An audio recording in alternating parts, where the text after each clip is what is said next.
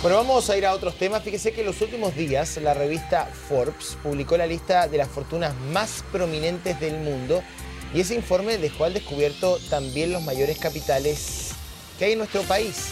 Bueno, para hablar de este tema y para preguntarle también el aumento de multimillonarios en Chile, estamos frente a Marco Kremerman, economista de la Fundación Sol. Marco, ¿qué tal? ¿Cómo estás? Muy buenos días. Buenos días. Gracias. Bueno, partir preguntándote si las fortunas que publicó la revista Forbes son realmente significativas en el marco de las fortunas mundiales y si efectivamente hay un aumento de fortunas multimegamillonarias en Chile. A ver, yo creo que lo excepcional de este ranking en el caso chileno es que en el top 100 de las mayores fortunas Forbes tenemos a 3 familias chilenas, la familia Luxich, la familia Mate y la familia Polman. Y uno diría, bueno, son millonarios, en todas las partes del mundo existen multimillonarios. El problema es que nosotros hicimos una comparación y vimos qué sucedía en otros países, en la Fundación Sol. Y uno se encuentra que países que triplican el Producto Interno Bruto por persona en relación a Chile y que tienen 5 veces más población o tienen una población similar, pero triplican el Producto Interno Bruto, tienen menos multimillonarios que Chile. Es el caso de Reino Unido, es el caso de Canadá, Australia, Suiza, Suecia, Noruega, Dinamarca, España y otros tantos países. Eso a nosotros nos sorprende, porque eso no es casualidad. Eso da cuenta de que en Chile existen condiciones especiales para que pocas personas puedan alcanzar la magnitud de las fortunas Para que estamos amasar hablando. fortunas, dices tú. Exacto, ¿por qué? Porque si nosotros sumamos esas 3 fortunas y agregamos a las otras 2 familias que están en este ranking Forbes, cuando llegamos, pasamos el top 100 y llegamos a los 1000, donde está el presidente Sebastián Piñera en el lugar 521, donde está la familia Angelini, cerca del puesto 1000, uno se encuentra que estamos hablando de 40.000 millones de dólares en estas 5 familias. ¿Cuántos 40.000 millones de dólares para que las personas nos entiendan en su casa? Estamos hablando de un 20% de nuestro Producto Interno Bruto, que es lo mismo que todo lo que se recauda por impuestos en Chile. Eso en otros países no ocurre, no existe tal nivel de concentración, con ciertas excepciones como podría ser el caso de Estados Unidos y algunos otros países que aparecen en el ranking Forbes. Ahora, esto parece ser bastante consecuente con lo que hemos sabido, que Chile estamos súper arriba en el ranking de la desigualdad, es uno de los países más desiguales del mundo. Uno se pregunta por qué pasa esto. Más allá de que estas familias sean multimillonarias, ¿por qué se produce esta tremenda desigualdad en Chile? Bueno, nosotros tratamos de responder esa pregunta en algunas columnas que hemos colocado en los últimos días. Primero, más allá de la anécdota de que hay 3 o 4 o 5 familias, estamos hablando de grupos económicos en Chile que están presentes en la mayoría de los sectores económicos, sectores muy concentrados, donde existe muy poca competencia, muy pocas posibilidades para que las pequeñas empresas avancen en este país. Y esta trenza de desigualdades que finalmente nos coloca entre los 20 países más desiguales del mundo, compartiendo ese ranking con Namibia, Comoras, Botswana, Haití y algunos otros países de África y Centroamérica, en un país que crece mucho, en un país que tiene un Producto Interno Bruto por persona ajustado por poder de compra de cerca de $16.000. No estamos hablando de un país pobre. ¿Por qué ocurre esto? Nosotros avanzamos en varias líneas argumentativas y una de ellas tiene que ver con las instituciones y las leyes que existen en Chile. Un economista, un gran economista norteamericano que es Daron Acemoglu, que vino hace algún tiempo atrás a Chile, le explica cómo las élites en países tan concentrados como el nuestro capturan los sistemas políticos, las instituciones y las leyes. Y se hacen un traje a la medida. Exactamente, y se hacen un traje a la medida. ¿Qué significa ese traje a la medida en Chile? Significa, por ejemplo, un sistema tributario a la medida de las personas que más recursos concentran, de tal forma que en términos relativos o incluso relativos terminan pagando menos que una persona de clase media. Vamos al tema tributario porque se está discutiendo respecto de la reforma que va a enviar el gobierno en el mes de abril. También hay propuestas de sectores políticos, de oposición y de gobierno.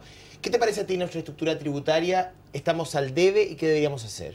Estamos absolutamente al debe, en primer lugar porque tenemos una carga tributaria muy baja, recaudamos muy poco de acuerdo a las necesidades que en estos momentos tenemos, por eso no podemos tener un sistema público educativo de calidad gratuito y universal. Por eso no podemos tener salud gratuita y de carácter universal en Chile, como sí lo tienen otros países.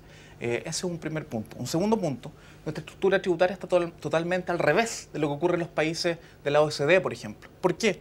Porque nosotros recaudamos principalmente vía impuestos indirectos, como el IVA, que grava a los bienes y servicios, no grava a las personas ni a las empresas. Y los países más avanzados, que se autodenominan desarrollados, gravan principalmente a través de impuestos directos a las empresas y a las personas que más recursos tienen. Eso en Chile está al revés. Pero debería de invertir esa relación? Exactamente, pero con una gran salvedad. Aquí no se trata de aumentar los impuestos para las pequeñas empresas ni para las personas que menos ganan. Como está ocurriendo en Estados Unidos, que los propios millonarios dicen, grábenos más, déjenos de hacernos cariño. Lo dice Warren Buffett en Estados Unidos, lo dicen los millonarios de Alemania, lo dicen en Francia. Lo mismo tiene que suceder en Chile, porque en Chile, junto a ello, tenemos un gran problema, que es el famoso FUT, que es el Fondo de Utilidades Tributables. ¿Qué es el Fondo de Utilidades Tributables?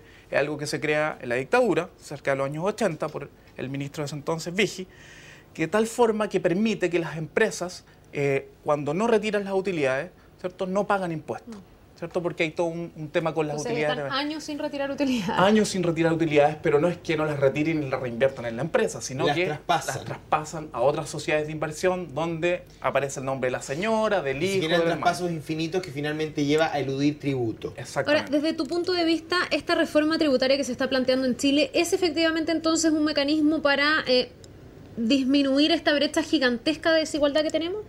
De acuerdo a lo que yo he escuchado, lo que planteó en términos generales el presidente Piñera hace un par de días atrás, yo creo que estamos muy lejos de ello. Porque uno de los grandes cambios sería que el impuesto a las empresas, que en ejercicios de 17%, pero hoy por causas coyunturales del terremoto, estaba en 20% y debería llegar a 18,5% para volver a 17%, sí. La idea es dejarlo en 20%.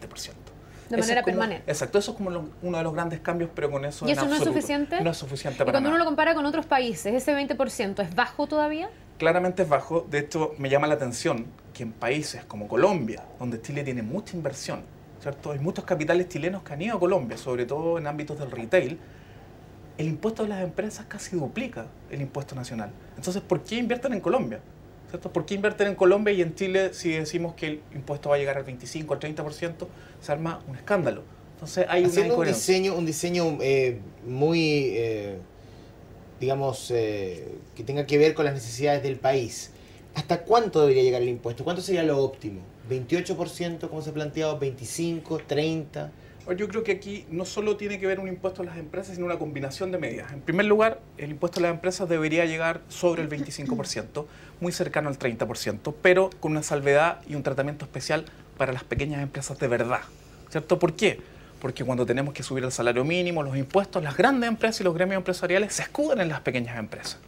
Y dicen, no, esto va a matar el empleo, va a afectar a las pequeñas empresas. Sin embargo, y otra de las razones que nosotros damos, que explican esta desigualdad, es que nosotros tenemos un problema con nuestra estrategia de desarrollo, nuestra matriz productiva que no crea empleos de calidad.